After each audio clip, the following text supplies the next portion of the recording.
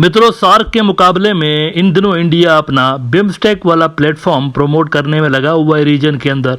और इसके आने वाले इजलास में जो कि थाईलैंड के अंदर होगा, इंडियन डिप्लोमेट्स हाथ पांव जोड़ने में मसरूफ़ हैं बांग्लादेशी लीडर मोहम्मद यूनुस के, और उनको कन्विंस करने की कोशिश कर रहे हैं कि वो आने वाले बिम्स्टेक के इजलास के अंदर ना सिर्फ शिरकत करें बल्कि नरेंद्र मोदी साहब के साथ मुलाकात भी करें। अब ये जो पॉसिबल मुलाकात है नरेंद्र मोदी और मोहम्मद यूनुस की, जो कि पहली मुलाकात होगी शेख हसीना साहिबा के इक़्तिदार के ख़ात्मे के बाद, तो इस मुलाकात का एजेंडा इंडिया के मीडिया के अंदर पहले से ही रिवील कर दिया गया है इंडिया की जानिब से कि उस मुलाकात के अंदर क्या क्या बातें होंगी। अब ये जो एजेंडा रिलीज़ किया गया है, इसको देखकर साफ तौर पर नज़र आ रहा है कि फ्यूचर में इंडिया और बांग्लादेश के जो ताल्लुकात हैं वो ख़राब से ख़राब तर होते हुए दिखाई दे रहे हैं। इसकी वजह कोई बांग्लादेश नहीं है, इसकी वजह खुद इंडिया है। इस एजेंडा के अंदर जो बातें सामने आई हैं वो टोटल इंटरफेरेंस है बांग्लादेश के इंटरनल मामलात में और खुराफात हैं, इसके अलावा कुछ भी नहीं है। इंडियन मीडिया कह रहा है, ख़ास तौर पर जो हिंदुत्व से ताल्लुक़ रखने वाला मीडिया है, राइट विंग मीडिया जो है, आरएसएस से ताल्लुक़ रखने वाले जो मीडिया आउटलेट्स हैं, उन्होंने कहा है कि नरेंद्र मोदी ढके छुपे अल्फाज में नहीं, खुल्लम खुला बांग्लादेश से कहेंगे कि हमें पाकिस्तान की प्रेजेंस नहीं चाहिए वहाँ पे, हमें जल्द इलेक्शंस चाहिए, हमें ये भी चाहिए वो भी चाहिए, हम चाहते हैं कि जमात इस्लामी ना बैठे टॉक्स के अंदर, जब भी इंडिया के साथ टॉक्स हो तो जमात इस्लामी ना बैठें क्योंकि वो हमें पसंद नहीं है। इस तरह के जो एजेंडाज हैं वो इंडियन मीडिया के अंदर आ रहे हैं ना। अगर आप इसको बांग्लादेश के पर्सपेक्टिव से देखें तो ये इंटरफेरेंस है। बांग्लादेश में कब इलेक्शंस होते हैं कब नहीं होते ये इंडिया का मसला नहीं होना चाहिए, क्योंकि इलेक्शंस लोकल मुद्दा है, बांग्लादेशियों का मुद्दा है। इस साल हो, अगले साल हो, उससे अगले साल हो, that should not be India's problem. इसी तरह से जमात इस्लामी को बांग्लादेशी वोट देते हैं या नहीं देते ये बांग्लादेशियों का मसला है। इंडिया के लाइक और डिसलाइक से कोई फ़र्क नहीं होना चाहिए। इसी तरह से बांग्लादेश की फॉरेन पॉलिसी क्या होनी चाहिए, पाकिस्तान के साथ उसके ताल्लुकात कैसे होने चाहिए, ये भी बांग्लादेशियों को डिसाइड करना चाहिए। इंडिया का इससे कोई कंसर्न नहीं होना चाहिए।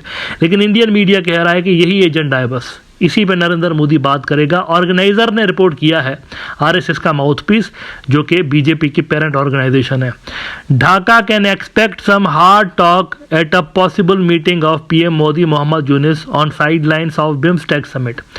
ये जो एजेंडा बता रहे हैं ना, अगर यही वाकई में एजेंडा ये लेकर आ रहे हैं वहाँ पर, तो मेरे ख्याल से बेहतर होगा कि मोहम्मद यूनुस मुलाकात ना करें नरेंद्र मोदी से, क्योंकि इस मुलाकात के बाद ताल्लुकात ख़राब होंगे मज़ीद। अगर यही एजेंडा इंडिया वहाँ पर लेकर आ रहा है बिम्स्टेक की मीटिंग के अंदर, जो कि साइड लाइन्स पर मुलाकात होगी मोदी और यूनुस की, तो मेरे ख्याल से इसको स्किप कर देना ही बेहतर है। देखिए वो क्या कहते हैं, क्या क्या चीज़ें डिस्कस करने का इंडिया इरादा रखता है। कहते हैं all eyes on PM Modi Yunus meet, the two sides are working out a meeting on the sidelines, the possibility is being explored but nothing is confirmed as of now, an official tells organiser. The main summit will take place on April 4 and the possibility of an April 3 meeting between the two sides is being explored.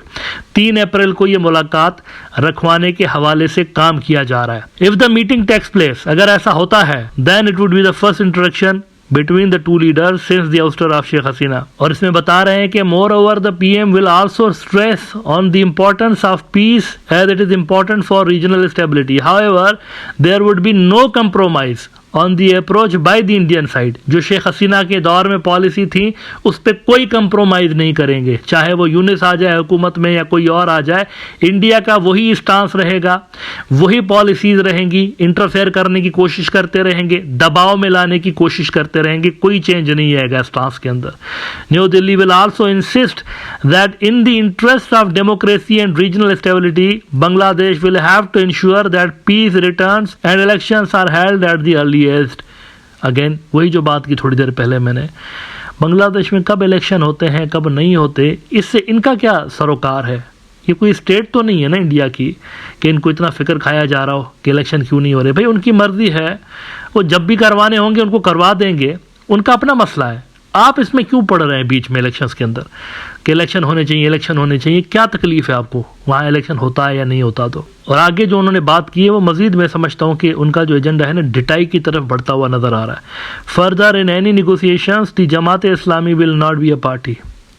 वो जमात जिसका significant vote bank है बांग्लादेश के अंदर, करोड़ों लोग इनको पसंद करते हैं, करोड़ों लोग इनके मेंबर्स हैं, ये कह रहे हैं इनको बिठाइएगा ही नहीं, इनसे बात ही नहीं करनी हमने।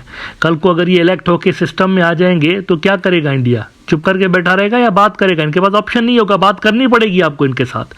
ये रियलिटी है, ग्राउंड रियलिटी है जमात इस्लामी वाले।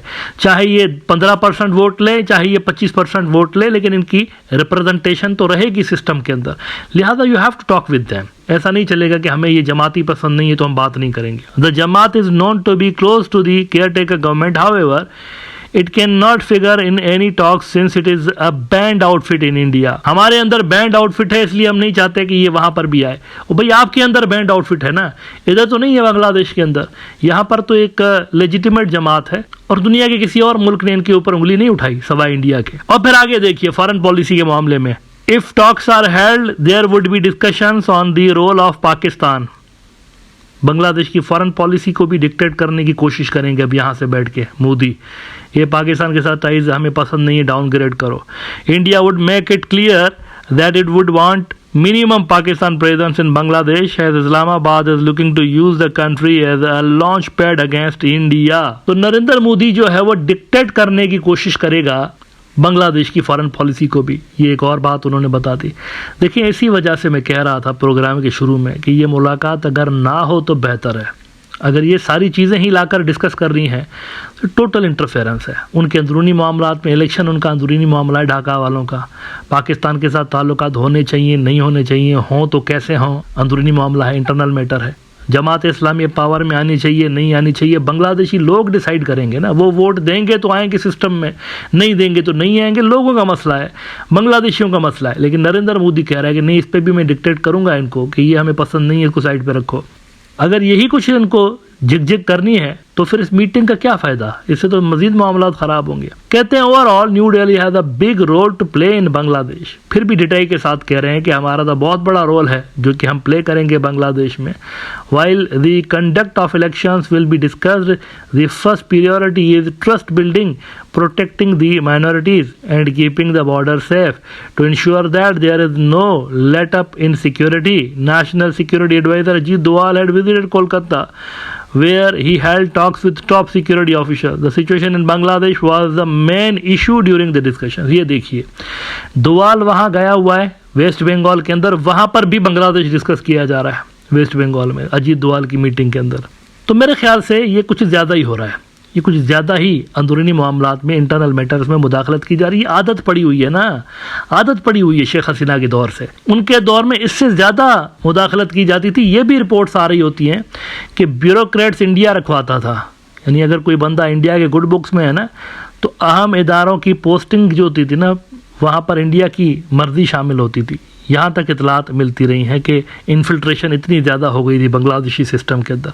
तो ये कह रहे हैं वही पॉलिसीज़ हमारी जारी रहेंगी और नरेंद्र मोदी यही कहने की कोशिश करेंगे मोहम्मद यूनिस को कि पुराना सिस्टम चलने दीजिए और हमारी जो डोमिनेंस है उसको एक्सेप्ट कीजिए, पाकिस्तानियों से दूर रहिए, जमात इस्लामी से दूर रहिए, फला मुल्क से दूर रहिए। ऐसी मुलाकात अगर ना ही हो तो बेहतर है। अगर हो जाती है तो मज़ीद दोनों मुल्कों के ताल्लुकात ख़राब हो जाएंगे।